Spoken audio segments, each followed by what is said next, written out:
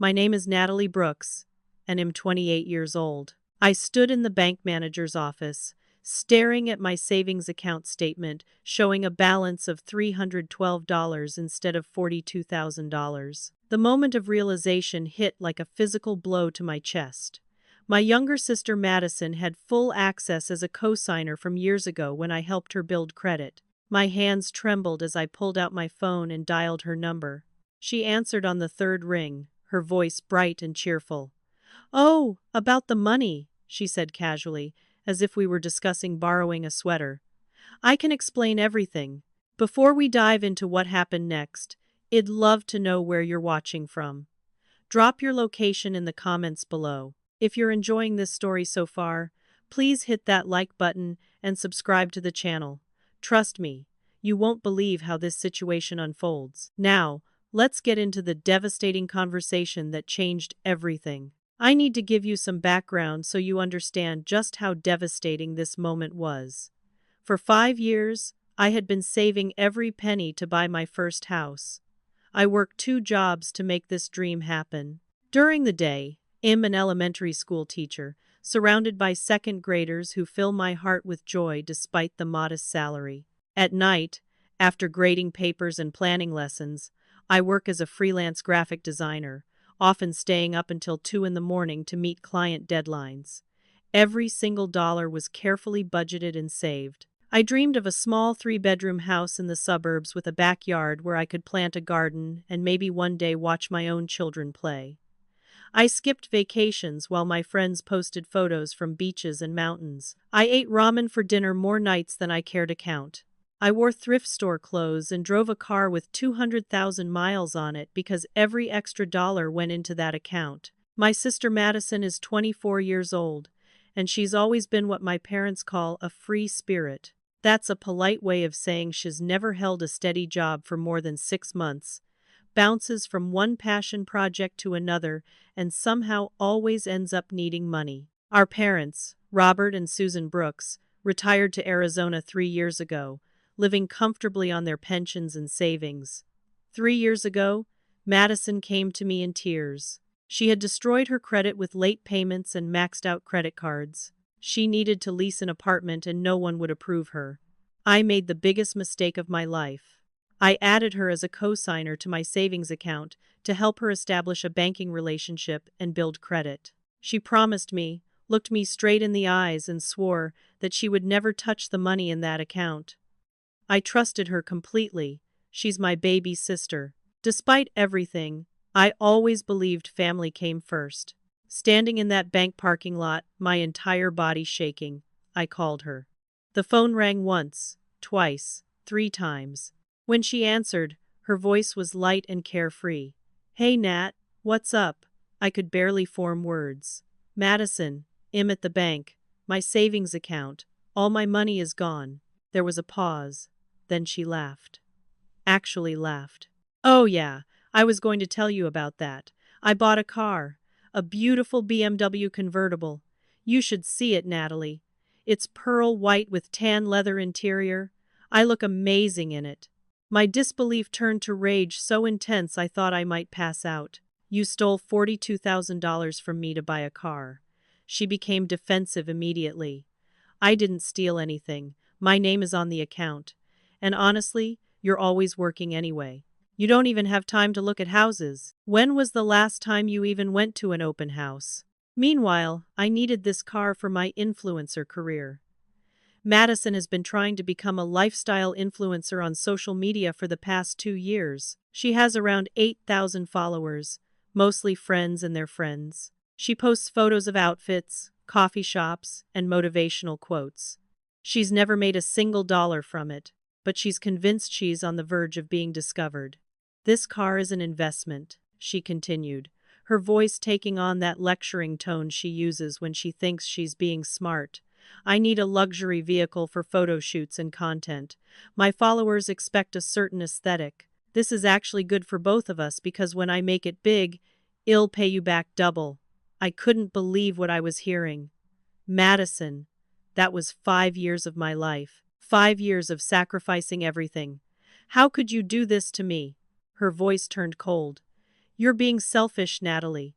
Family is supposed to support each other. I supported you when you needed help. I had no idea what she was talking about. It never asked her for anything. Before I could respond, she spoke again. I have to go. I'm meeting friends for brunch. We can talk about this later when you're calm. Then she hung up on me. I sat in my car, unable to drive, unable to think, unable to breathe properly. 5 years of my life flashed through my mind like a nightmare slideshow. All the times I said no to dinners with friends because I couldn't afford it. The year I didn't buy myself a single new piece of clothing. The Christmas I made homemade gifts because I couldn't spare the money. Every birthday, every holiday, every moment of discipline and sacrifice, all while Madison lived carelessly, spending money on concerts, clothes, trips to Vegas with her friends, never keeping a steady job or building anything real. My phone rang. It was my best friend Chloe. She was calling to ask how the house hunting was going. I had told her I was finally ready to start looking seriously. When I answered, the words came out in broken sobs. I told her everything. There was silence on the other end. Then Chloe's voice came through, sharp and furious. Natalie, you need to call the police right now. That's theft. I wiped my eyes, my hands trembling. She's my sister, Chloe. My parents will never forgive me if I do that. Chloe's response was immediate. Your parents enabled her your entire life. This isn't about them. This is about you and what she stole from you. I knew Chloe was right, but I couldn't bring myself to call the police. Not yet. I needed to talk to my parents first. Maybe they could talk sense into Madison. Maybe they could fix this. That evening, after teaching all day in a fog and somehow making it through without breaking down in front of my students, I sat in my small apartment and dialed my parents' number. My mother, Susan, answered. Natalie, what a nice surprise. How are you, sweetheart? I didn't have the energy for small talk. Mom, I need to talk to you and Dad.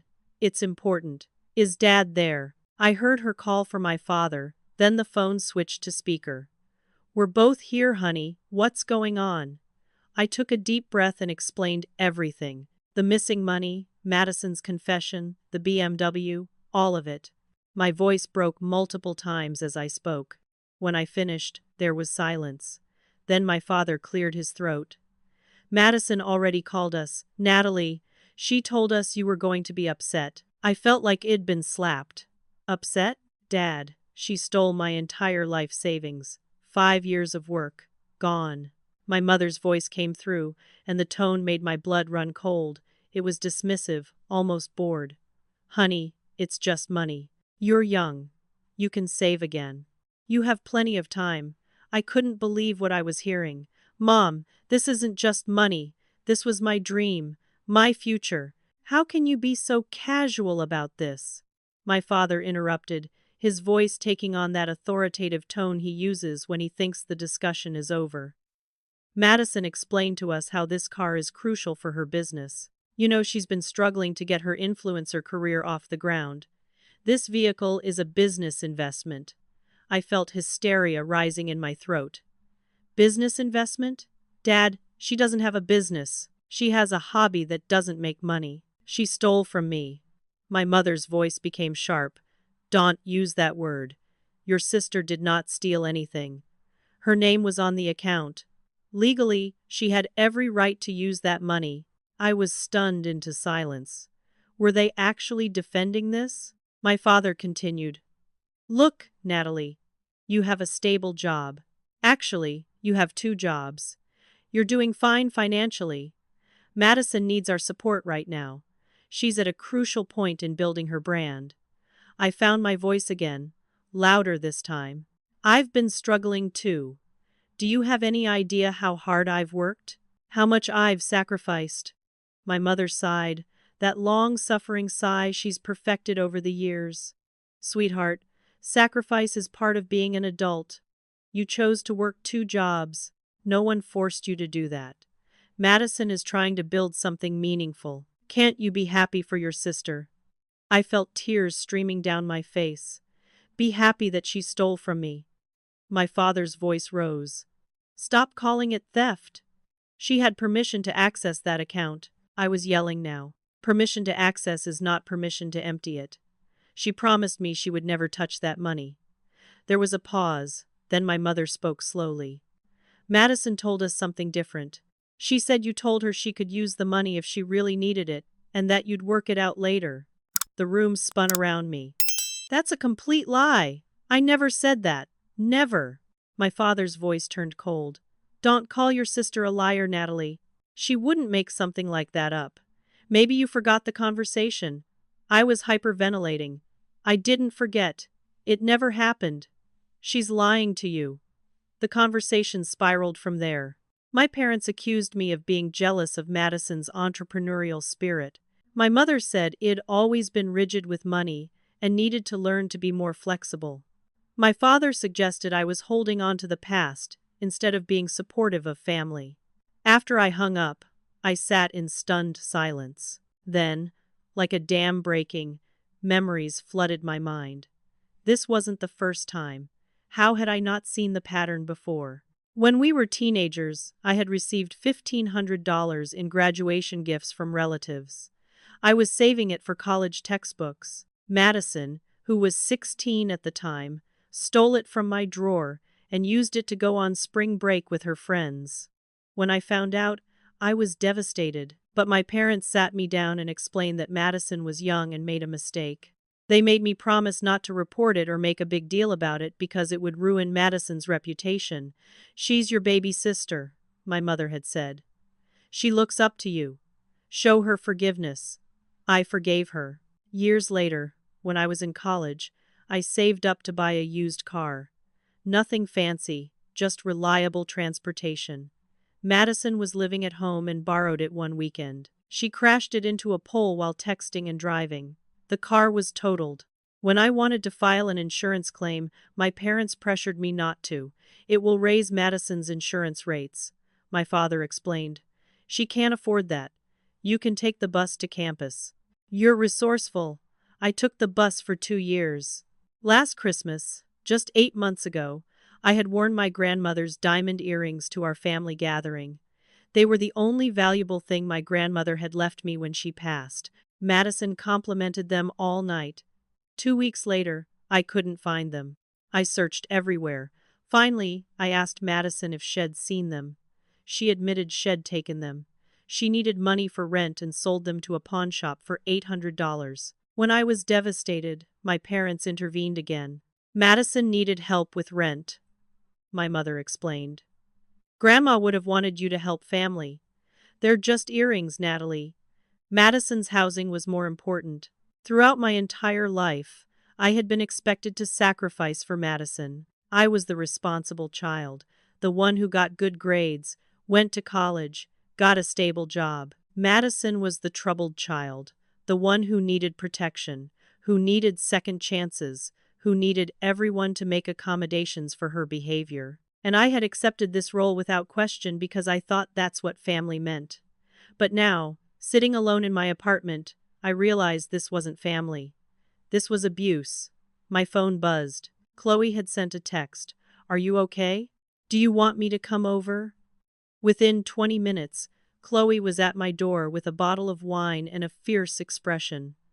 We sat on my couch and I told her about the conversation with my parents. Chloe listened, her expression growing darker. When I finished, she looked at me intently. Natalie, your family is gaslighting you. This is financial abuse, and they're all complicit in it.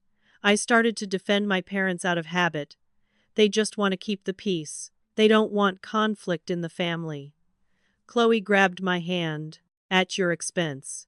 Every single time, at your expense. When does someone stand up for you? When do you matter? Her words hit me like a truck. When had anyone in my family ever stood up for me? Chloe opened her laptop and we spent the next 2 hours researching bank cosigner laws in our state, legal definitions of financial exploitation, civil lawsuit procedures. The laws were complicated. Technically, Madison had legal access to the account, but several legal websites mentioned that access doesn't equal ownership, and that if one party contributed all the funds, there might be grounds for a civil suit. Chloe found information about breach of fiduciary duty and financial exploitation among family members. Some of the case studies were eerily similar to my situation. People who added family members to accounts for convenience or credit building, only to have those family members drain the accounts. Many of the cases ended with successful lawsuits. "You need to talk to a lawyer," Chloe insisted. "This isn't hopeless. You have documentation. 5 years of bank statements showing you made every single deposit. That's powerful evidence." I felt a tiny spark of hope, but also overwhelming exhaustion. "I can't afford a lawyer, Chloe. I just lost all my money, remember?" She pulled up information about small claims court and legal aid services. "There are options. But first, you need to make a decision. Are you going to let Madison get away with this? Or are you going to fight?" I thought about it for a long time. Fighting meant going against my entire family. It meant being labeled as the bad guy, the vindictive sister, the money-obsessed daughter. But not fighting meant accepting that my life, my work, my dreams didn't matter. It meant teaching Madison that she could do anything to me without consequences. I made my decision. I would give Madison one chance, 30 days to return the money. If she refused or couldn't do it, I would take legal action. Chloe helped me write a formal text message to Madison. Clear, direct, leaving no room for misinterpretation. I hit send and felt my stomach drop. The next morning, I woke up exhausted. It barely slept, my mind racing through worst-case scenarios and best-case scenarios and everything in between. I had to teach, had to face 25 7-year-olds and pretend everything was fine. I checked my phone. No response from Madison to my text. The text had been delivered and read at 11:42 the previous night, but no reply. I got ready for work, putting on my teacher smile along with my clothes. At school, I went through the motions. Reading time, math lessons, art project. One of my fellow teachers, Mr. Harrison, stopped me in the hallway during lunch break. "Are you okay, Natalie? You seem distracted today." I forced a smile. "Just tired. Didn't sleep well." He looked concerned. "If you ever need to talk, I'm here. I know we're not close, but I'm a good listener." I thanked him and hurried to the teacher's lounge. I appreciated the gesture, but I wasn't ready to share this nightmare with coworkers. What would I even say? During my lunch break, sitting alone in my classroom eating a sandwich I'd packed, my phone started buzzing. Text message after text message, then calls. I looked at the screen, confused. Messages from people I hadn't talked to in years. High school friends, old coworkers, distant cousins. My heart started racing. Something had happened. Something bad. I opened my phone with shaking hands. The first text was from an old college roommate. "Natalie, I just saw your sister's video. I'm so sorry you're going through this." "Video? What video?" I opened Instagram. There, at the top of my feed, was Madison's post. Posted 2 hours ago. The thumbnail showed her sitting in a car, tears streaming down her face. The caption read, "My sister is trying to ruin my life over money." My hands went numb. I clicked on the video. Madison's face filled my screen, makeup smeared from crying, her voice shaking. I don't even know where to start. I'm so hurt right now. My sister, Natalie, is threatening to sue me. Over money. She paused, wiping her eyes dramatically. The video continued. Madison was sitting in her new BMW, the leather interior visible behind her. "I borrowed some money from our joint savings account to invest in my business. I'm trying to build something here, trying to make my dreams come true." I was going to pay her back, obviously.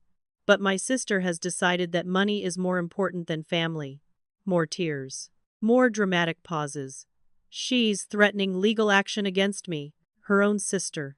Do you know how that feels? To have your own family turn on you like this. The camera angle shifted as she adjusted it. She's always been like this, honestly. Jealous that I'm following my dreams while she's stuck in a boring job. I love my sister, but she's making it really hard to be around her right now. The video went on for 3 more minutes. Madison painted herself as the victim of a cruel, greedy sister who valued money over family bonds. She talked about how she was just trying to survive, and how I was threatening to destroy her financially.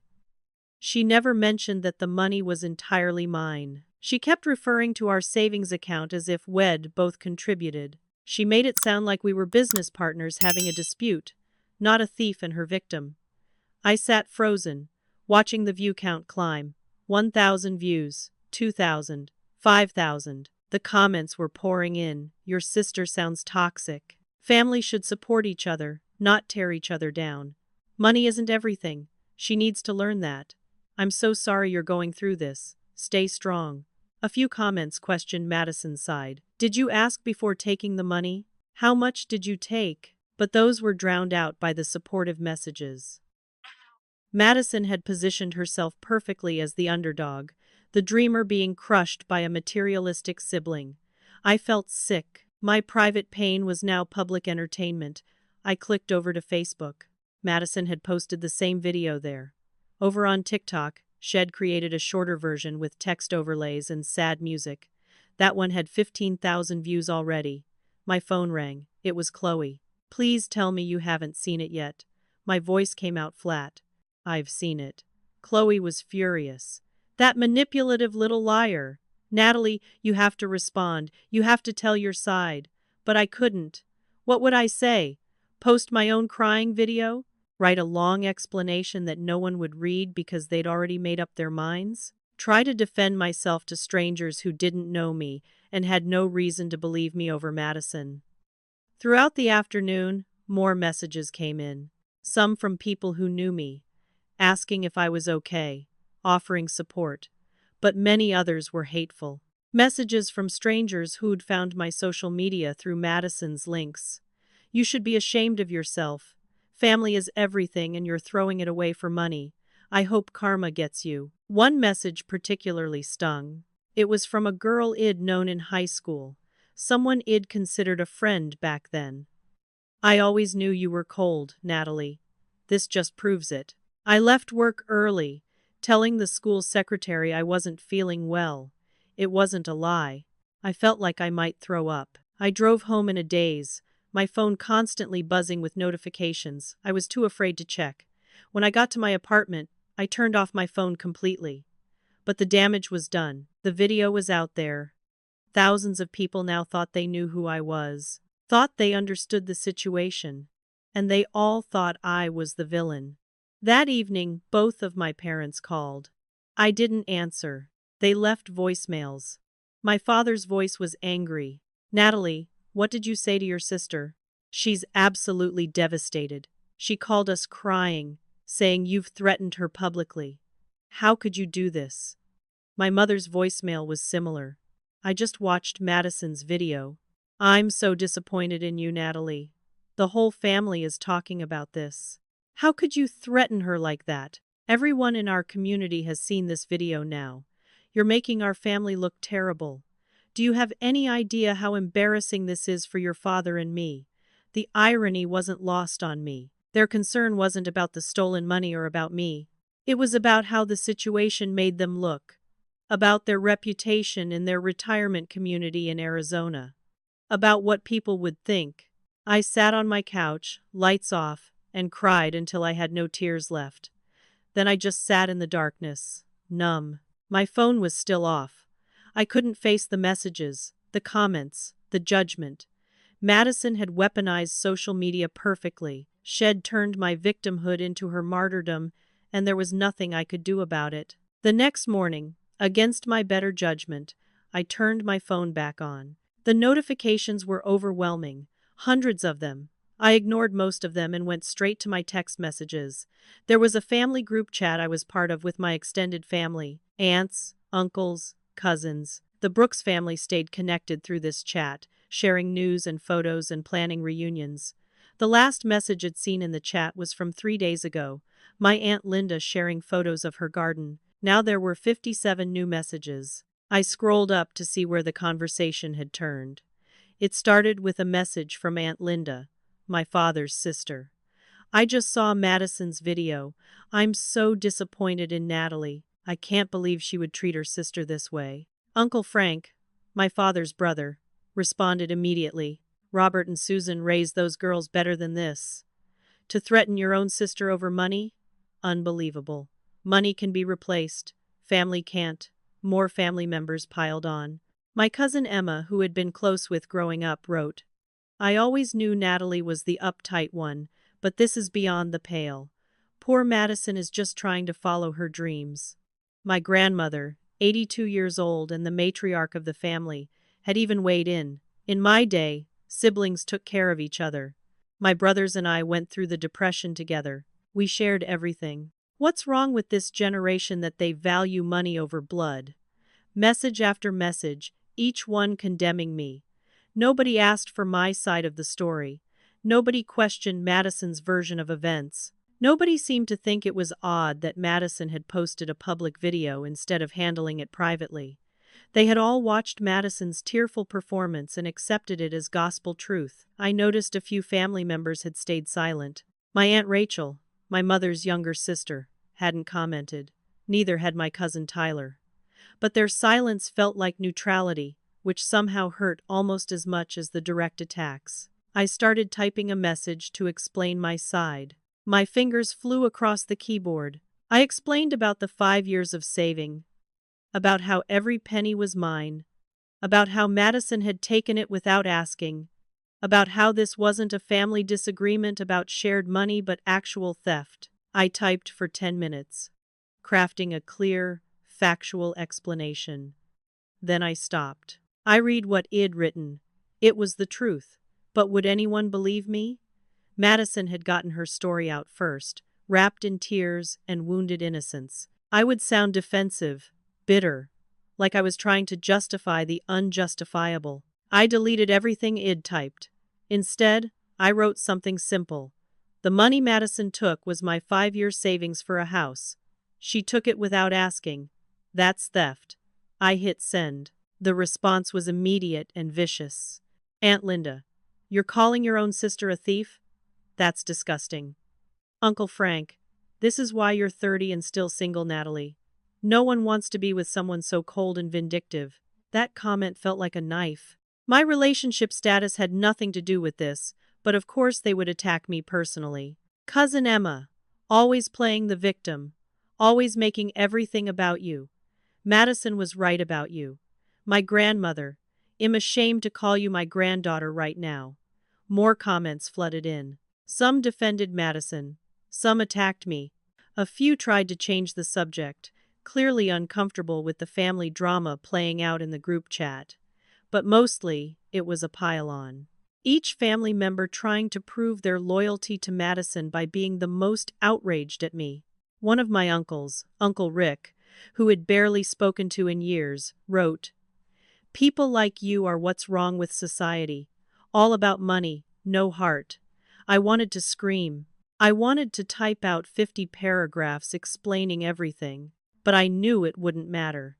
They'd already decided I was the villain. Any defense I offered would just make me look worse. I left the group chat, just exited it completely. Within minutes, my phone buzzed with individual texts. Aunt Linda. Oh, so now you're running away? Typical. Emma. Can't face the truth about yourself so you leave? Grow up. I blocked them. One by one, I blocked the family members who had attacked me. It felt both empowering and heartbreaking. 2 days later, I received a text from my cousin Blake. Blake was getting married in 3 weeks. I'd been looking forward to this wedding for months. I'd already bought a beautiful navy blue dress, taken time off work, purchased a $300 gift from their registry. I'd been part of the wedding planning for 8 months, attending the bridal shower, the bachelorette party, giving input on decorations. I was even supposed to do a reading during the ceremony, a poem about love that Blake had chosen specifically because she knew I loved poetry. Blake's text was short and cold. Hey Natalie, given everything going on with Madison, we think it's best if you don't come to the wedding. We don't want any drama on our special day. I'm sure you understand. Well, miss you, but Madison is really hurt, and we want her to feel comfortable. Hope you understand. I stared at the message, reading it over and over. They were disinviting me from a wedding I'd been helping plan, because I was the victim of theft. I called Blake immediately. she answered after several rings. Hey! Her voice was stiff. Blake, what is this? You're uninviting me from your wedding. There was a pause. Look, I don't want to get in the middle of whatever's happening between you and Madison, but you're making life really hard for everyone in the family right now. I couldn't believe what I was hearing. In making life hard? Blake, Madison stole $42,000 from me, 5 years of savings. She's the one who made this a public spectacle by posting that video. Blake sighed, annoyed. That's between you and Madison. But you're the one who threatened legal action. You took it to that level. And honestly, Natalie, it's just money. Madison is family. You should be supporting her, not attacking her. My voice rose. Supporting her? She committed a crime against me. Blake's tone became cold. And that's exactly the kind of drama we don't want at our wedding. Look, I have to go. I have a final dress fitting. I hope you can understand our position. She hung up before I could respond. I sat there, phone in my hand, feeling like I'd been punched. Not only was I uninvited, but Blake had made it clear that she thought I was in the wrong, that I should just accept being stolen from because it's just money and Madison is family. Later that evening, my mother called. I almost didn't answer, but some part of me hoped she was calling to offer support.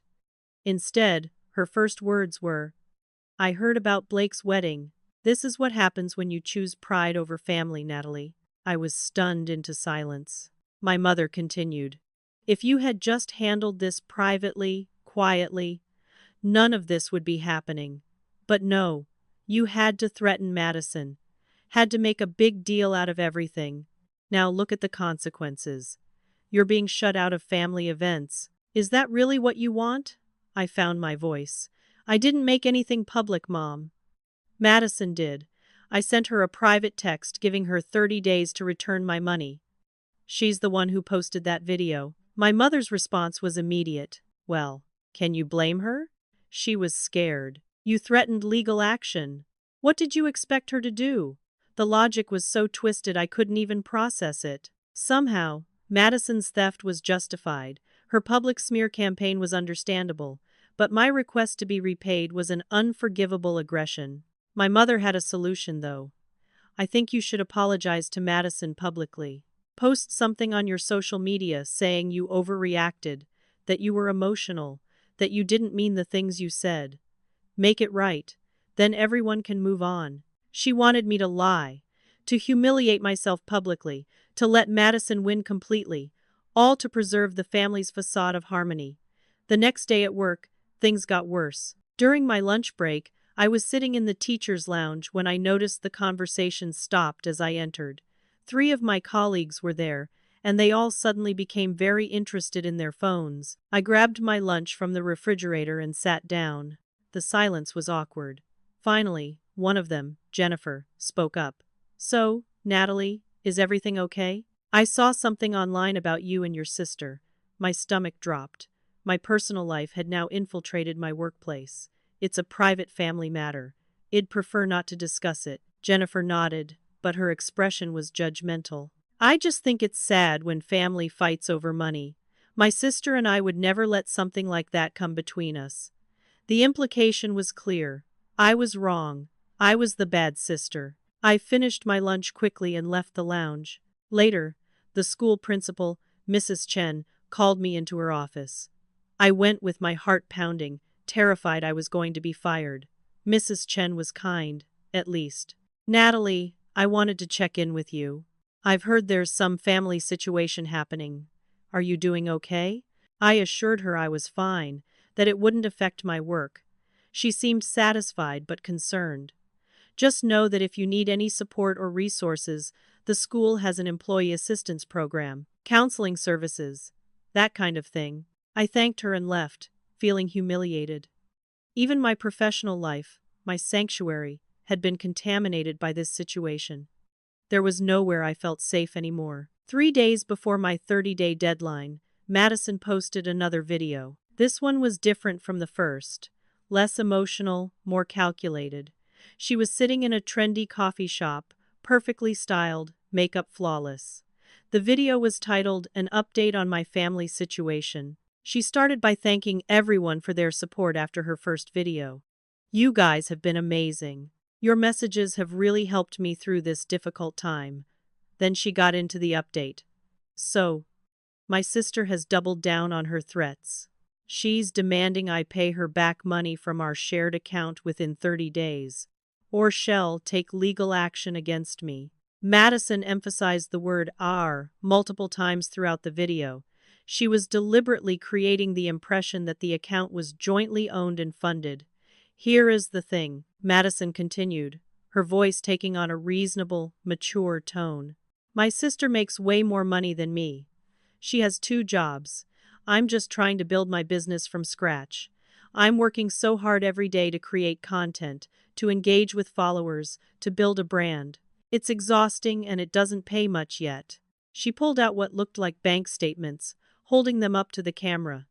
"This is my current financial situation. I have about $2,000 to my name. That's it. My sister is demanding over $40,000. I literally don't have that kind of money. But she doesn't care that paying her back would financially destroy me. She doesn't care that I'd have to declare bankruptcy. She just wants her money." Madison's eyes welled up with tears, though they didn't fall. "Perfect for the camera.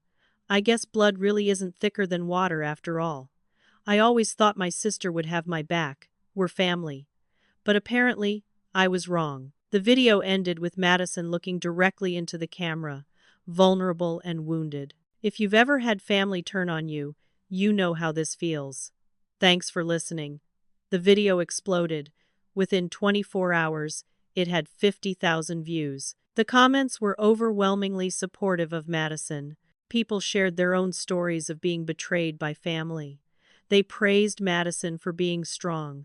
They called me greedy, heartless, cruel. But it didn't stop at social media. A local news station picked up the story. I was watching television that evening, trying to distract myself with a cooking show, when the news came on.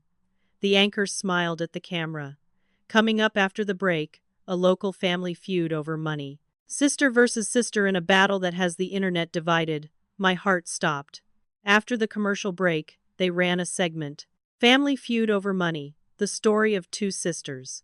They showed clips from Madison's videos. They described her as an aspiring influencer, trying to build her business. They described me as her older sister, who is demanding repayment and threatening legal action. They reached out to me for comment, a reporter leaving a voicemail on my phone. I didn't respond. I couldn't bring myself to participate in this circus. My silence was interpreted as guilt. The news segment mentioned that I declined to comment, which made me look like I was hiding something. The next day at school, parents were staring at me. A few pulled their children from my classroom, requesting transfers to other teachers. The principal called me in again. "Natalie, we've had some parent complaints. They saw the news story. I need you to know that your job isn't in jeopardy, but this is becoming a distraction." I apologized, assured her it would blow over. But inside, I was crumbling.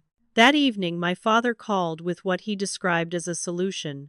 His voice was stern, businesslike. "Your mother and I have discussed this situation extensively, Natalie. We've come up with a compromise that we think is fair." I waited, hopeful despite myself. Maybe they'd finally realized how wrong they'd been. Maybe they were going to help. "Well, give Madison $20,000, my father announced. "She can use that to pay you back partially. That way, you get some of your money back. And Madison isn't completely destroyed financially." I was confused. Why would you give her money to pay me back? Why not just give me the $20,000? My father's response was immediate. "Because Madison needs to learn responsibility. She needs to be the one to pay you back. But well, help her do it." The logic made no sense. If they were giving her the money, they were essentially just paying me themselves, but with extra steps. "Dad, that doesn't make any sense. And it's still only $20,000. What about the other $22,000? My mother's voice came through. She'd been listening on speaker. "Sweetie, well, also contribute $10,000 directly to your new house fund. So you'll get $30,000 total. That's very generous of us." I did the math quickly. That's still 12,000 short of what Madison took. My father's voice became impatient. Natalie, you need to consider the 12,000 a family donation to Madison's business, an investment in her future. Your mother and I think that's more than fair. They expected me to absorb a $12,000 loss. Just accept it. Consider it a gift to my thieving sister's fake business. What if I don't agree to this? I asked. My father's response was cold. Then we withdraw our offer. We're trying to solve this problem, Natalie, and you're being difficult. Again, my mother added, if you accept this compromise, we can all move forward. Blake might even reconsider and let you come to the wedding, but you have to decide now. This offer expires in 24 hours. They were using financial pressure and family events as leverage, trying to force me into accepting less than what I was owed. I told them I needed time to think about it and ended the call. That night, I sat alone in my apartment with my calculator app open. $30,000 would at least give me something. I could restart my savings from there. Maybe in 2 or 3 years, I could afford a house. The exhaustion was overwhelming. I was fighting my entire family alone. Every single person who should have supported me had turned against me. I picked up my phone, finger hovering over my father's contact. I almost called to accept the deal. Then I made the mistake of checking Instagram one more time. Madison had posted a story. She was at a spa, champagne glass in hand, silk robe wrapped around her. The caption read, "Self-Care Saturday. Taking time for me." The champagne, the spa treatment, the expensive robe, all paid for with my money, my $42,000, my 5 years of sacrifice. Something hardened inside me. I put down my phone. I wasn't accepting their deal. I wasn't backing down. Madison had stolen from me, lied about me, destroyed my reputation. My parents had enabled her, defended her, tried to bribe me into letting her get away with it. I was done. I was going to fight this all the way. The deadline day arrived. Madison had not returned any money, not a single dollar. I had requested the day off from work, telling them I had personal business to attend to. Chloe went with me to meet with an attorney. His name was Richard Morrison, and had been recommended by a lawyer friend of Chloe's. His office was small but professional, and he listened carefully as I explained the entire situation. I'd brought everything. Printed bank statements showing 5 years of deposits, all from my accounts. Text messages between Madison and me, including ones where I explicitly told her never to touch the money. Screenshots of Madison's social media posts, including the videos and the spa day posts. Chloe sat beside me, occasionally squeezing my hand for support. Mr. Morrison reviewed everything methodically, making notes. Finally, he looked up. You have a complicated case, Miss Brooks. Technically, your sister had legal access to the account as a co-signer. A co-signer has full rights to withdraw funds. My heart sank. I'd known this was a possibility, but hearing it confirmed felt like a death sentence for my case.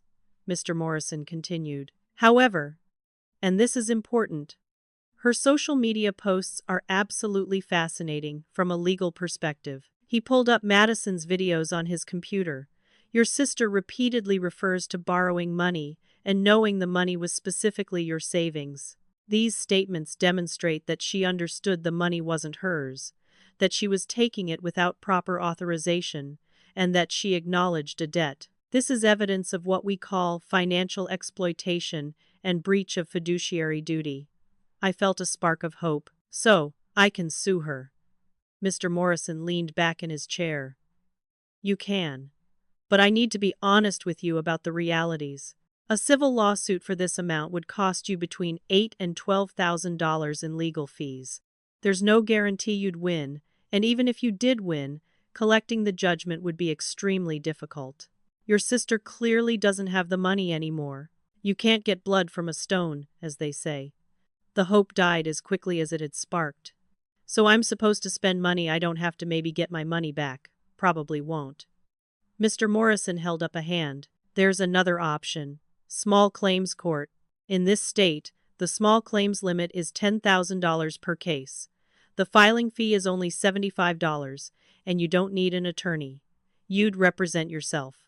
I frowned. But that's only $10,000. She took $42,000. Mr. Morrison nodded. You'd need to file multiple claims. It's more complex, takes longer, but it's financially feasible for you. The process is less formal than regular court, moves faster, and judges in small claims tend to be very practical about matters like this. He slid a business card across the desk. I can't officially represent you in small claims, but I'd be happy to coach you through the process for a flat fee of $500. I'll help you prepare your case, organize your evidence, and practice your presentation. $500. I could manage that. It was a fraction of what a full lawsuit would cost. Let's do it, I said. After the meeting, Chloe and I sat in her car in the parking lot. I felt drained but also determined. Chloe was scrolling through her phone when she suddenly grabbed my arm. Natalie, look at this. She showed me an email on her phone. It was forwarded to her from a mutual friend. The subject line read, "About Madison Brooks." Chloe opened it. The email was from someone named Daniel Foster. You don't know me, the email began, but I dated Madison Brooks for 6 months last year. A friend sent me her recent videos and I felt compelled to reach out. What she's doing to her sister is exactly what she did to me. My eyes widened as I read. Daniel explained that Head met Madison through mutual friends. She was charming and fun at first. 3 months into their relationship, she came to him crying about needing money for emergency medical bills. Her story was detailed and convincing. She said she needed $7,000 for a surgery that insurance wouldn't cover. He gave her the money. 2 weeks later, Daniel saw Madison's Instagram posts from Miami. She'd gone on a luxury vacation with friends. When he confronted her, she denied using his money for the trip. She said a friend had paid for it, but had seen enough. He broke up with her. That's when things got ugly. Madison started a social media campaign against him, telling all their mutual friends that Daniel was financially controlling and emotionally abusive. She claimed he was trying to dictate how she spent her money. Friends took sides. Most believed Madison because she was so convincing, so tearful, so wounded. Daniel lost friendships. He was disinvited from group events. Eventually, he moved to a different city to escape the drama. Your sister is a professional victim, Daniel wrote. She's done this before and shall do it again. I'm willing to provide written testimony about her pattern of behavior if it helps your sister's case. What Madison is doing is fraud, and she needs to be stopped. At the bottom of the email was Daniel's phone number and an offer to help however he could. I couldn't believe it. Madison had done this before. This wasn't just immaturity or poor judgment. This was a pattern. A calculated pattern of manipulation, theft, and character assassination. Chloe immediately called Daniel's number, putting it on speaker. He answered after 2 rings. Hello. His voice was cautious. Daniel, this is Chloe Martinez. I'm the friend of Natalie Brooks, Madison's sister. Thank you for reaching out. We talked for over an hour. Daniel was cautious at first, probably worried this was some kind of trap. But as we explained everything that had happened, he became more open. He shared more details about his experience with Madison. The lies, the manipulation, the way Shed turned people against him. The hardest part, Daniel said, was that no one believed me. Madison is so good at playing the victim. She cries on cue. She makes herself seem so fragile and wounded. People want to protect her. He told us he still had text messages from Madison, including ones where she admitted to using his money for the Miami trip. I kept everything, he said. I knew Shed tried to rewrite history, so I documented everything. He offered to write a detailed statement about his experience and send us copies of all his evidence. Over the next few days, Chloe, Daniel, and I worked together to build my case. We created a timeline of Madison's behavior spanning 2 years. Daniel's story, my story.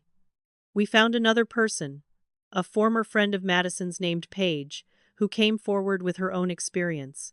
Madison had borrowed $1,200 from Paige for rent and spent it on designer clothes. When Paige asked for the money back, Madison ghosted her completely. We compiled everything, bank statements showing my systematic saving pattern over 5 years, text messages where I explicitly told Madison never to touch the money, Madison's social media posts carefully archived in case she deleted them, screenshots from the family group chat showing the coordinated attack against me, Daniel's testimony and evidence, Page's statement, evidence of my parents' financial manipulation. I created a comprehensive timeline document. Every deposit I'd made over 5 years. Every sacrifice documented. The picture was crystal clear. This was long-term financial abuse by Madison, enabled by my parents, and I had mountains of evidence to prove it. On Monday morning, I went to the courthouse. The small claims clerk was helpful, walking me through the paperwork. I filed my first claim for $10,000. The filing fee was $75. As I handed over the check, my hand shook slightly. This was it. I was officially taking legal action against my sister. The clerk processed the paperwork and handed me a receipt. The defendant will be served within 5 business days. Your court date will be set for approximately 6 weeks from now. You'll receive notification by mail. I thanked her and walked out of the courthouse into the bright sunshine. Chloe was waiting in the parking lot. I got in her car, and we sat there for a moment. "How do you feel?" she asked. I thought about it. Scared, relieved, determined. Chloe smiled. "Good. You're doing the right thing, Natalie. You're standing up for yourself. That takes courage." As we drove away, I felt something I hadn't felt in weeks. Not happiness exactly, but a sense of agency. For so long, I'd been a victim, helpless as Madison and my family attacked me from all sides. But now I was fighting back. Whatever happened in court, at least I was standing up for myself. At least I was saying that what happened to me mattered. That I mattered. 1 week after filing the lawsuit, my phone buzzed with a text from my mother. I stared at it for a long moment before opening it. The tone was different from our previous conversations. Warmer, almost loving. "Sweetheart, your father and I have been thinking a lot about this whole situation. This family conflict has gone on long enough. We all need to heal." I read the message 3 times, searching for the trap I knew had to be there. She continued, "Let's all sit down together face to face and work this out like adults. No lawyers, no courts, just family. We can meet at our house this Sunday. Please, Natalie, give us this chance. We're your parents. We love you." An hour later, my father sent a separate text. "Your mother is right. We need to sit down as a family. Please come to Arizona this Sunday. Let's resolve this together." Even Madison sent a message. Her first direct communication since this all started. "I'm willing to talk if you are. Maybe we both made mistakes. Let's work this out face to face." The wording was careful. She was admitting to nothing but opening the door to reconciliation. I showed the messages to Chloe that evening. She read them and immediately shook her head. "It's a trap, Natalie. They're going to gang up on you, get you in a room, pressure you, make you feel guilty until you agree to drop the lawsuit." I knew she was right. Logically, I understood this was likely an ambush. But a small part of me, the part that still wanted my parents' love and approval, hoped maybe they'd realized how wrong they'd been. Maybe Madison was actually ready to take responsibility. Maybe, finally, my family would see me as the victim I was. "I have to go," I said. "If I don't, they'll say I refuse to even try. That I'm the one being unreasonable." Chloe looked at me with such sadness. "Natalie, you don't have to prove anything to them. You don't owe them anything." But I'd already decided. I texted my mother back, agreeing to come on Sunday. The drive to Arizona took 3 hours. I used the time to prepare mentally. I'd brought a folder with all my documentation, bank statements, text messages, everything organized and clear. I practiced what I would say, how I would stay calm, present the facts, not let them manipulate me. I arrived at my parents' house at 2 in the afternoon, exactly as planned. The house looked the same as always, desert landscaping, terracotta roof, the small fountain my father was so proud of. I took a deep breath and walked to the front door. My mother opened it before I could knock. "Natalie, come in, sweetheart." Her smile seemed genuine. Maybe this would be okay. I stepped inside and my heart dropped. This wasn't going to be a private family conversation. The living room was set up like an intervention. Chairs arranged in a circle. And sitting in those chairs were not just my parents and Madison. Uncle Frank was there. Aunt Linda. Cousin Emma. 6 people in total, all staring at me as I walked in. There was one empty chair, clearly meant for me. I felt the trap snap shut. "What is this?" I asked, my voice shaking. My father stood up. "Sit down, Natalie. We need to talk about your behavior. Not Madison's theft. Not the lies. My behavior. I considered leaving right then, turning around and walking out. But I'd driven 3 hours. And some stubborn part of me wanted to face this. To hear what they had to say. To have my chance to speak. I sat down. For the next 90 minutes, I experienced the most brutal verbal assault of my life. Uncle Frank started. "Natalie, you're tearing this family apart over money. Money. Do you understand how selfish that is? How petty?" Aunt Linda jumped in before I could respond. "Madison made a mistake. We all make mistakes. But family forgives family. That's what love means. Forgiveness is godly. What you're doing is vindictive and cruel." Cousin Emma, who I'd played with as a child, who I'd been close to for years, looked at me with disgust.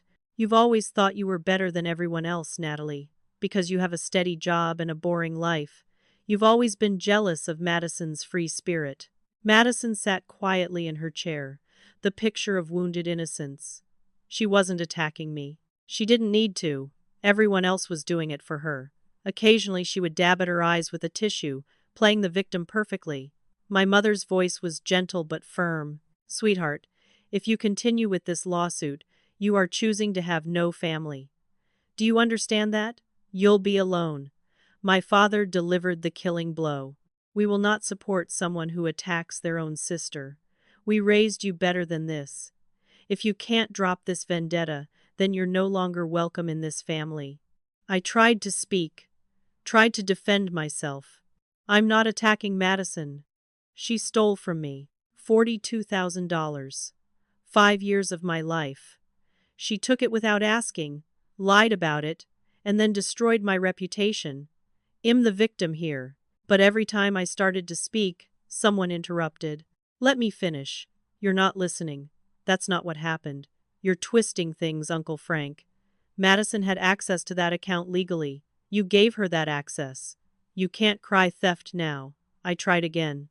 "Having access doesn't mean having permission to take everything, Aunt Linda, but it was a joint account. The money belonged to both of you." I was nearly shouting now. "I deposited every single dollar. Madison never contributed anything. I have 5 years of bank statements proving it. Emma, see? This is what I mean. It's always about proof with you. Always about being right. Can't you just let it go?" The circular logic was maddening. I pulled out my folder, tried to show them the documentation. My father waved it away. "We're not here to look at paperwork, Natalie. We're here to talk about healing this family." I looked at Madison, who hadn't said a word. "Madison, tell them the truth. Tell them you took the money without asking. That you spent it on a car for yourself. That you never intended to pay me back." Madison's eyes filled with tears. She spoke quietly, her voice trembling. "I don't know why you hate me so much, Natalie. I've always looked up to you. I thought we were close." It was a masterful deflection. Didn't answer my question at all, but painted herself as the bewildered victim of my inexplicable cruelty. My mother put her arm around Madison. There, sweetie, it's not your fault." I felt like I was losing my mind. How could they not see what was happening? How could they all be so blind? My father looked at his watch. "Natalie, we've been talking for over an hour now. It's time for a decision.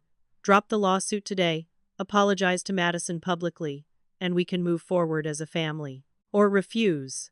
And leave, and don't come back." My mother added, "If you apologize and drop the lawsuit, we'll even help you with some money for your house fund. Well, pretend this whole ugly mess never happened."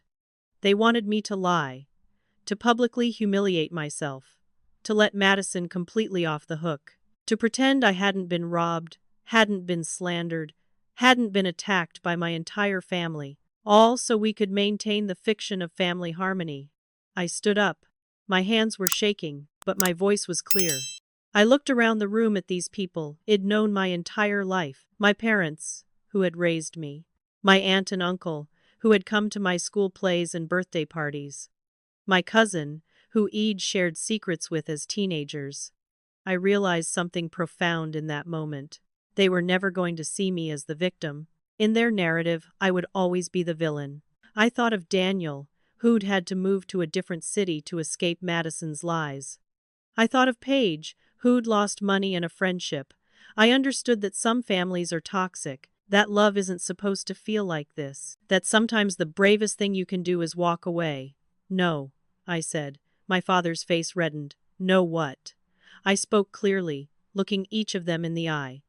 I'm not dropping the lawsuit Madison stole from me. You all have enabled her, defended her, and attacked me for being her victim. I'm done protecting people who hurt me. My mother stood up, her face shocked. Natalie, if you walk out that door, you are choosing to have no family. Do you understand that? I picked up my folder and my purse. I understand that you're choosing Madison over me. That you've always chosen Madison over me. But I'm done accepting that. I'm done sacrificing my dignity and my well-being to keep the peace. Uncle Frank stood up. You're making a huge mistake, Natalie. You're going to regret this. I walked toward the door. My mother's voice rose, shrill and desperate. Don't you dare walk out of here! Natalie Brooks, you come back here right now! If you leave, don't bother coming back! Do you hear me?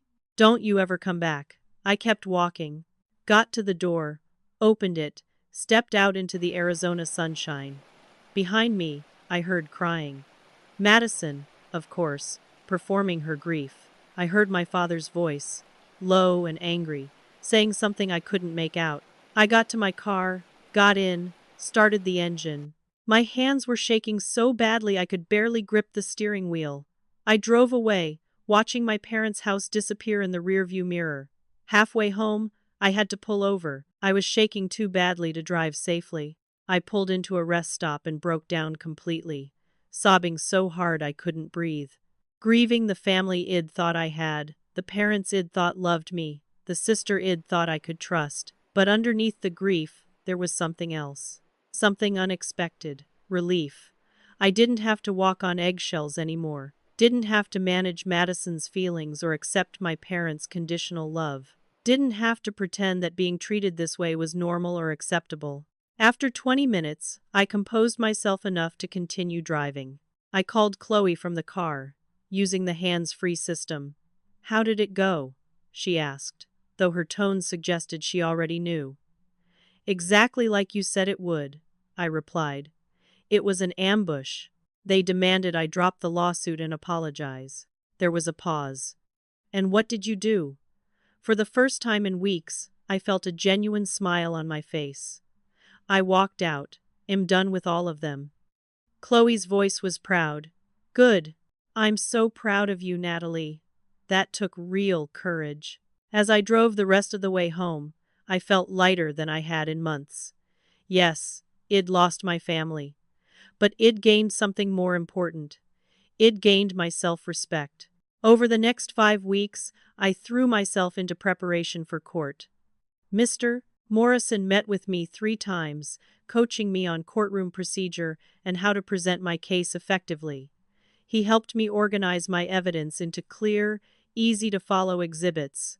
Bank statements became Exhibit A, showing 5 years of deposits from only my accounts. Text messages became Exhibit B, proving I'd explicitly forbidden Madison from touching the money. Madison's social media posts became Exhibit C, showing her admission of taking the money and her spending patterns. Daniel provided a notarized statement about Madison's pattern of behavior with him, which became Exhibit D. We practiced my presentation until I could deliver it clearly and confidently without getting emotional. Chloe helped me create a visual timeline poster that showed the deposits over 5 years, making it immediately obvious to anyone looking that this was my money alone. 3 days before the court date, I received an unexpected email. It was from Paige, Madison's former friend who'd already provided a statement. The subject line read, "You need to see this." I opened it with my heart racing. Paige had sent screenshots of a private group chat from 2 months before Madison took my money. The chat included Madison and 3 of her friends. I read through the messages, and my stomach turned. Madison, in her own words, "I've been thinking about my sister's savings account. She has like 40,000 just sitting there. I'm on the account from when she helped me with credit stuff. Friend, are you serious? That's a lot of money." Madison, "I know. And she's so stupid about it. She literally just lets it sit there while I'm struggling. I think I'm going to take some of it." Friend, "Won't she notice?" Madison, "Obviously. But what's she going to do about it? She's too much of a people pleaser to actually do anything, and my parents will take my side anyway. They always do." Friend, "You're crazy lol, but okay." Madison, "I'm thinking I'll buy a car. Something really nice for my Instagram. The followers will love it." The messages were dated from 8 weeks before Madison actually took the money. This wasn't an impulsive decision or a moment of weakness. Madison had planned this, calculated it, anticipated my reaction and my family's response. She had deliberately stolen from me, knowing exactly what she was doing. I forwarded the screenshots to Mr. Morrison immediately. He called me within the hour. "This is extraordinary evidence, Natalie. This proves premeditation. Madison can't claim this was a misunderstanding or that she thought she had permission. She admits in writing that she knew it was your money and took it anyway." I felt vindicated but also sick. My own sister had plotted to steal from me, had predicted I wouldn't fight back because I was a people pleaser, had assumed our parents would protect her. She'd been right about all of it, until now. The court date arrived. I woke up at 5 in the morning, too nervous to sleep. I dressed carefully in a conservative navy suit, wanting to look professional and credible. I gathered all my exhibits, double-checking that everything was in order. Chloe had wanted to come with me for support, but she had an important work presentation she couldn't miss. I assured her it'd be fine. As I drove to the courthouse, I practiced my opening statement one more time. I arrived 30 minutes early and sat in the hallway outside the courtroom, reviewing my notes. At 9:15, I saw them arrive. Madison, flanked by both my parents and Uncle Frank. Madison had also brought an attorney, a sharp-looking woman in an expensive suit. My parents must have paid for it. They saw me sitting there and walked past without acknowledging me.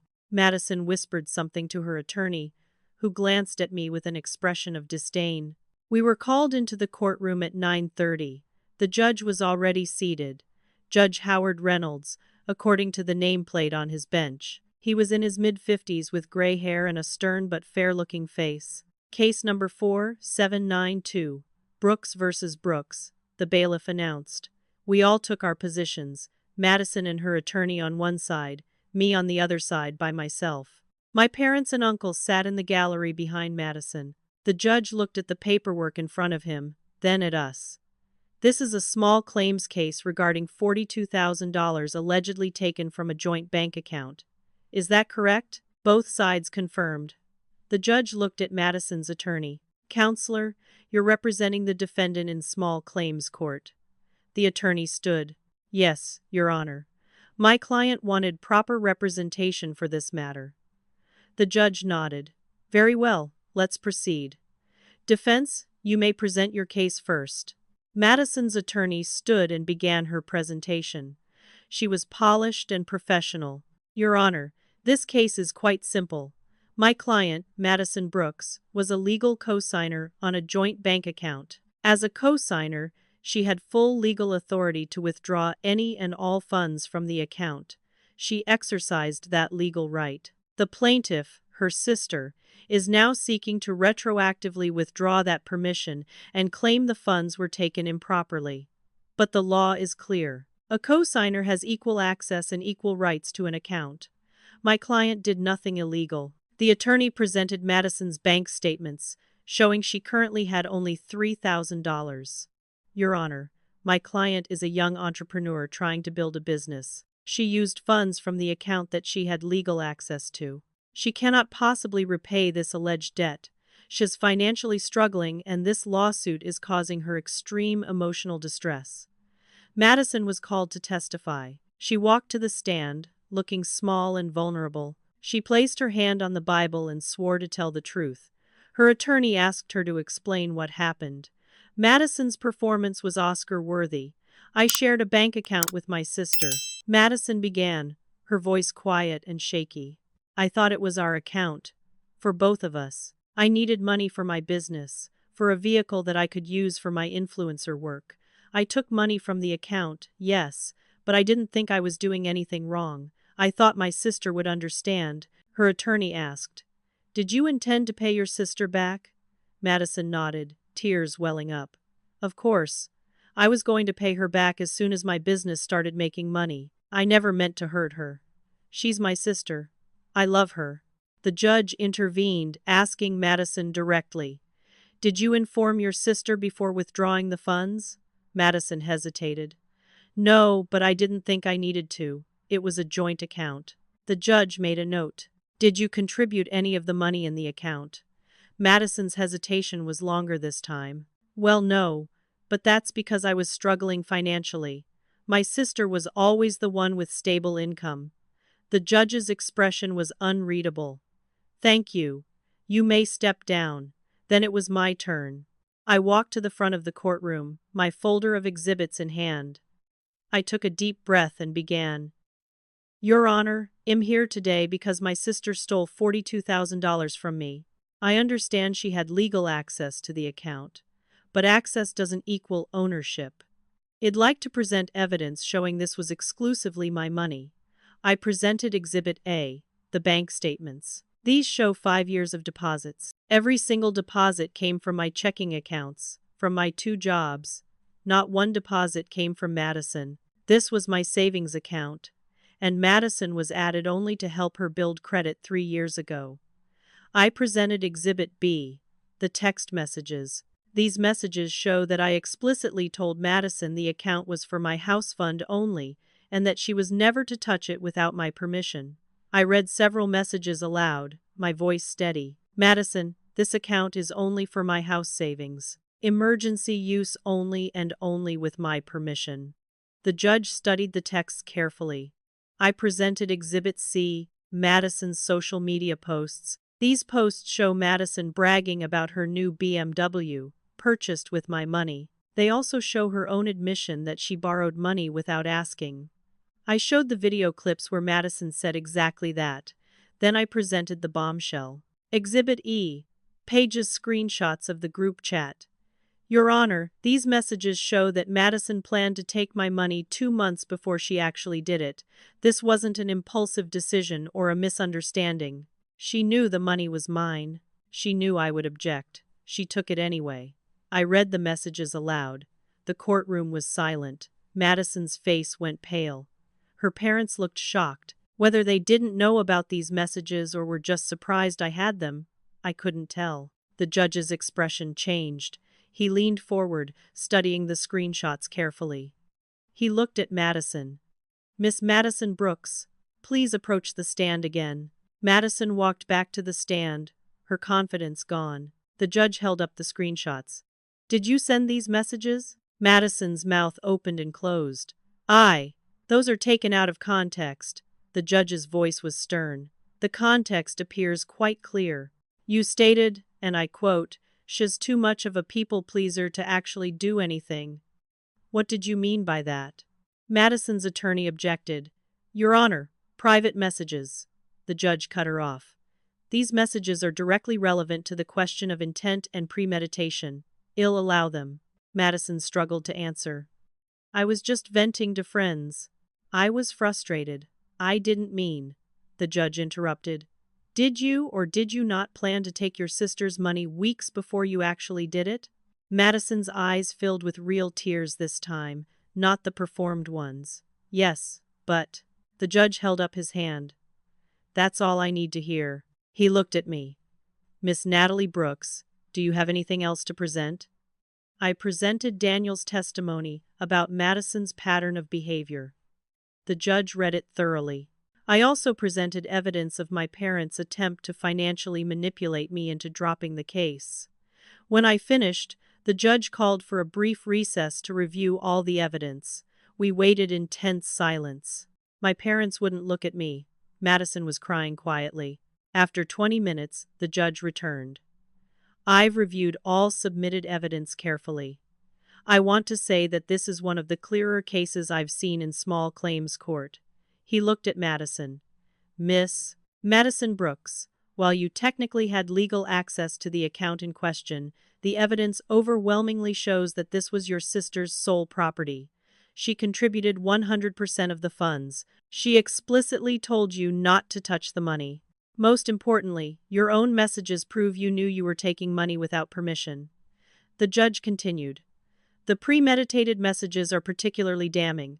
This wasn't a mistake or a misunderstanding.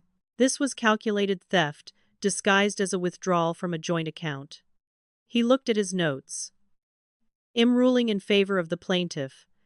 Miss Madison Brooks, you are ordered to repay Miss Natalie Brooks the full amount of $42,000, plus court costs of $375. Total judgment, $42,375. Madison let out a sob. The judge wasn't finished. Given the evidence of your employment status and the difficulty in collection, I'm authorizing wage garnishment. Miss Brooks, if your sister fails to make payments, you can file for garnishment of her wages. He banged his gavel. This case is concluded. Madison was crying openly now, real tears of defeat. My mother rushed to her, hugging her. My father stood up, his face red with rage. He pointed at me. You just destroyed your sister's life. I hope you're happy. Other people in the courtroom turned to stare. The judge's voice cut through. Sir, I suggest you compose yourself or ill have you removed. My father stormed out of the courtroom, my mother and Madison following. Uncle Frank gave me a look of pure hatred before leaving as well. I stood there, holding my folder, feeling numb. I'd won. The judge had ruled in my favor. Madison had been exposed as a liar and a thief in an official court proceeding, but it didn't feel like victory. It felt hollow, empty. I gathered my things and walked out of the courthouse. The Florida sunshine was bright and warm. I sat on a bench outside and just breathed. My phone buzzed. A text from Chloe. How did it go? I typed back. I won. Full judgment. Her response was immediate. Yes, I'm so proud of you. Dinner tonight to celebrate. I agreed and put my phone away. I sat on that bench for a long time, processing everything. I'd lost my family. I'd been publicly humiliated. I'd spent weeks fighting battles on every front, but I'd stood up for myself. I'd demanded justice and received it. For the first time in my life, I'd chosen myself over keeping the peace. That had to count for something. The court victory made the local news. It was a small headline in the community section. Sister sues. Sister over stolen savings. Wins full judgment. The article was brief but factual, mentioning the $42,000 judgment and the evidence of premeditation. My phone exploded with messages again, but this time they were different. Some were from strangers offering support. Good for you for standing up for yourself. I went through something similar with my brother. I'm glad you got justice. Your sister is a thief and she got what she deserved. Others were from family members, furious and condemning. My grandmother left a voicemail, her voice shaking with anger. You've broken your mother's heart. I hope the money was worth destroying your family. I'm ashamed to call you my granddaughter. Uncle Frank sent a text filled with expletives, calling me names I won't repeat. Aunt Linda's message was more measured but equally cutting. The family will never forgive you for this. You chose money over love. I hope you can live with that. I blocked most of their numbers. I kept only Aunt Rachel, who sent me a private message. I know I stayed quiet, and am sorry for that, but am proud of you for standing your ground. You deserved better from all of us. Madison made one final social media post. I only knew about it because several people sent me screenshots. Shed posted on Instagram, sitting in what looked like her childhood bedroom at my parents' house. "The court system failed me today," she wrote. "My own sister took everything from me. She won in court, but she lost a family. I hope she's happy now." The post had thousands of views, but this time, the comments were different. Many people called her out. "You stole from her first. Take some responsibility for your actions. You got caught and now you're still playing victim? Pathetic. This is embarrassing. Just admit what you did."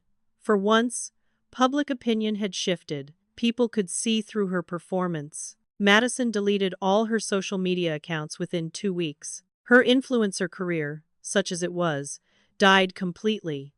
Brands that had been considering partnerships with her quietly backed away. Her followers, many of whom had defended her initially, abandoned her once the truth came out. Within a month, Madison had disappeared from social media entirely.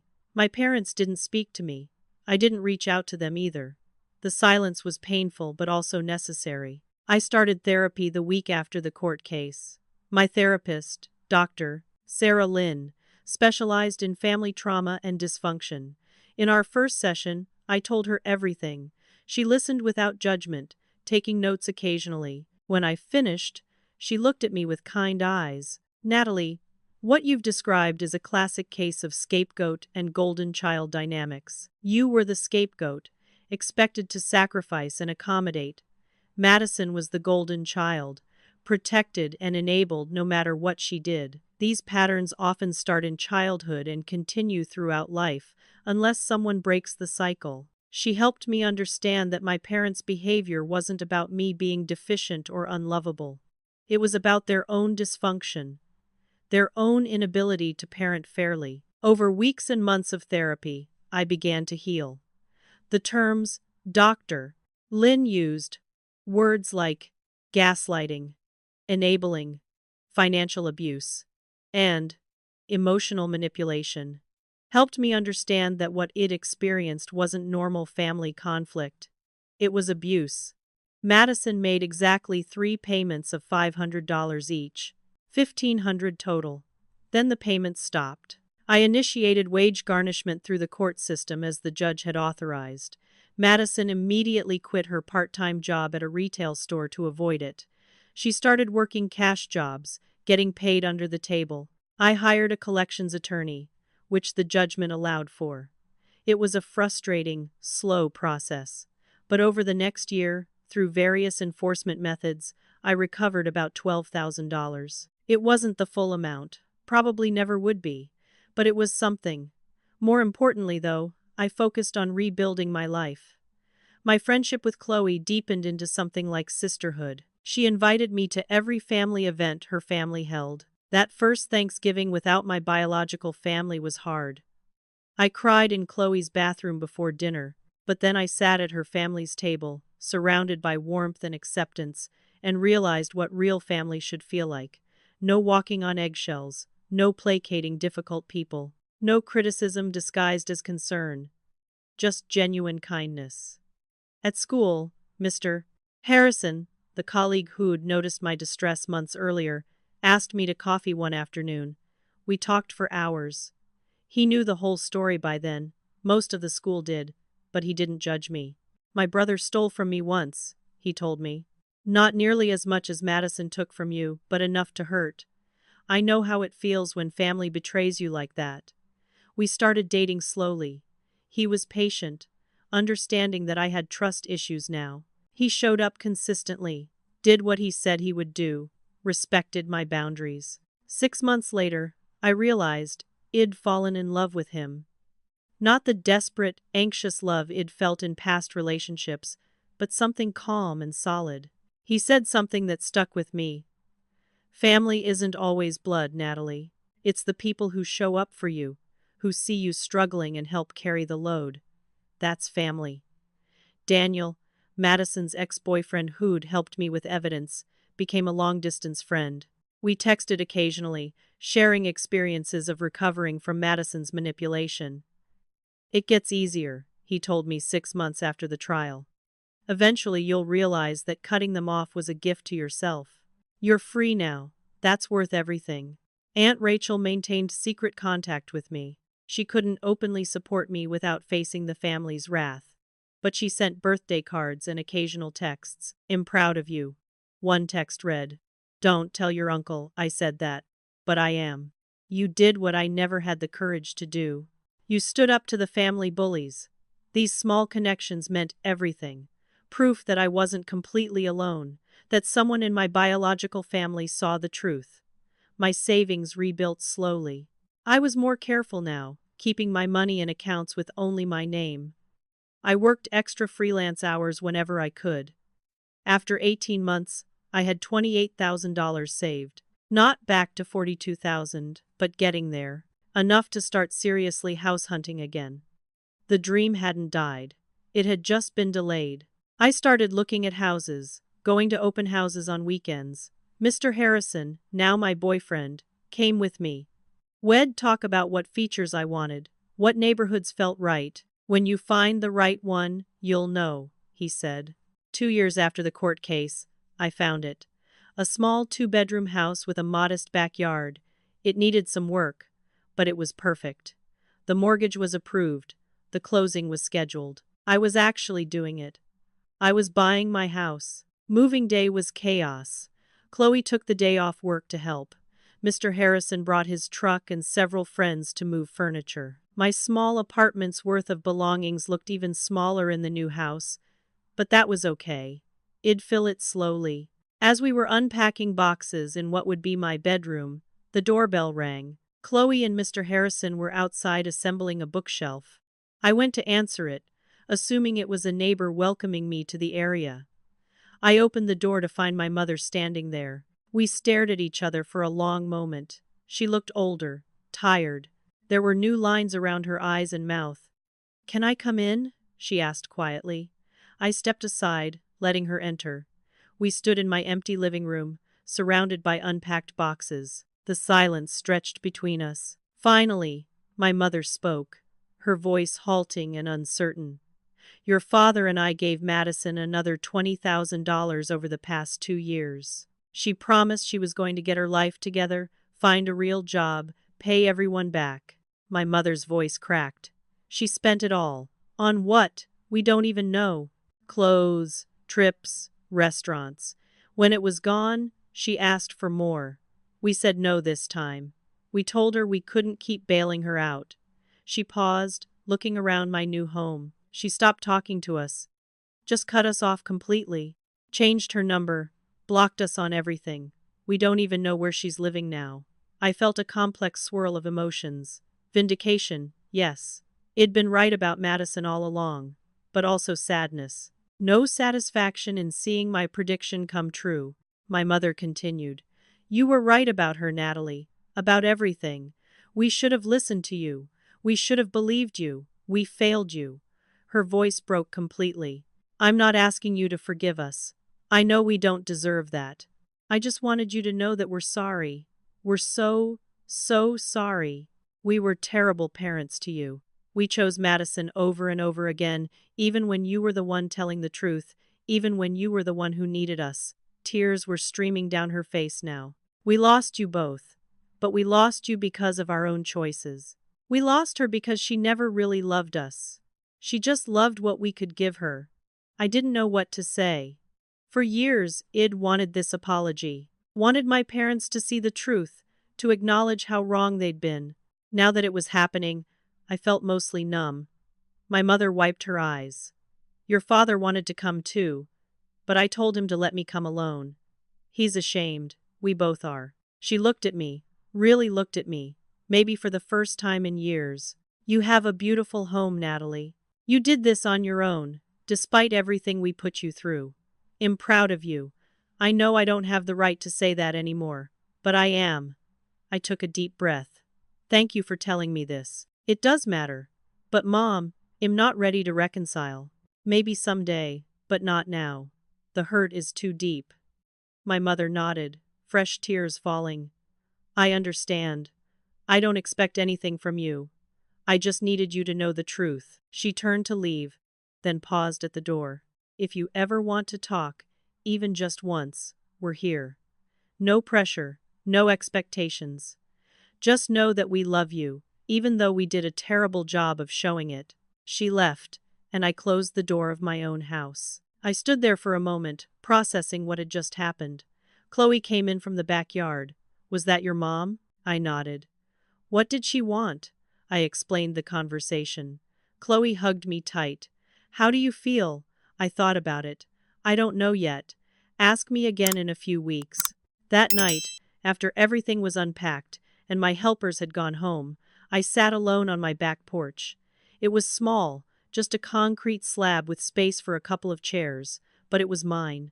I looked up at the stars and thought about the journey that had brought me here.